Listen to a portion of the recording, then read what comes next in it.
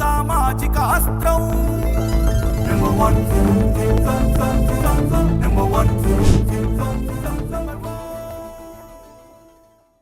చెల్లి కవితకు అన్న కేటీఆర్ షాక్ ఇచ్చారు. బీఆర్ఎస్ కు అనుబంధంగా కొనసాగే తెలంగాణ బొగ్గుగని కార్మిక సంఘం గౌరవ అధ్యక్షురాలుగా ఉన్న కవితను ఆ పదవి నుంచి తొలగిస్తూ ఆ సంఘం ఇన్ఛార్జ్ గా మాజీ మంత్రి కొప్పుల ఈశ్వర్ ను తాజాగా నియమించడం గులాబీ పార్టీలో రాజకీయ వర్గాల్లో చర్చకు తెరలేపింది.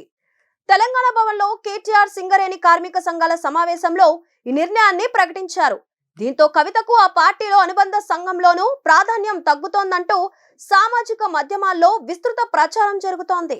తన తండ్రి బీఆర్ఎస్ అధినేత కేసీఆర్ కు తాను రాసిన లేఖ లీక్ అయిన విషయంలో పరోక్షంగా వర్కింగ్ ప్రెసిడెంట్ ను విమర్శిస్తూ కవిత సంచలన వ్యాఖ్యలు చేసిన విషయం విదితమే.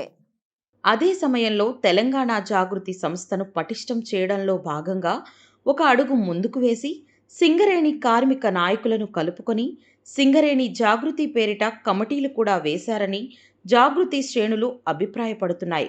కాగా కొప్పుల ఈశ్వర్ నియామకం సందర్భంగా ఇకపై టీబీజేకేఎస్ వెంట బీఆర్ఎస్ పార్టీ ఉంటుందని కేటీఆర్ హామీ ఇచ్చారు.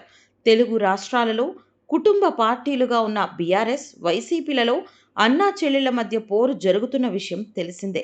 రక్తం పంచుకు పుట్టిన వారే పదవులకు, ఆస్తుల కోసం ఇలా వీధికెక్కి రచ్చ చేసుకోవడంపై ప్రజలలో ఒక రకమైన చులకన భావం ఏర్పడుతుందని రాజకీయ పరిశీలకులు చెబుతున్నారు. ఇప్పటికే ఎన్నికల్లో ఓడి అధికారానికి దూరమైన ఈ రెండు పార్టీలు మళ్లీ అధికారంలోకి రావాలని విపరీతంగా చేస్తున్న సందర్భంలో ఇంటిపోరు అందుకు అవరోధంగా మారుతుందనే అభిప్రాయాలు వ్యక్తమవుతున్నాయి. మరిన్ని లేటెస్ట్ అప్డేట్స్ కోసం చూస్తూనే ఉండండి నంబర్ 1 న్యూస్. సామాన్యుడి చేతిలో సామాజిక అస్త్రం.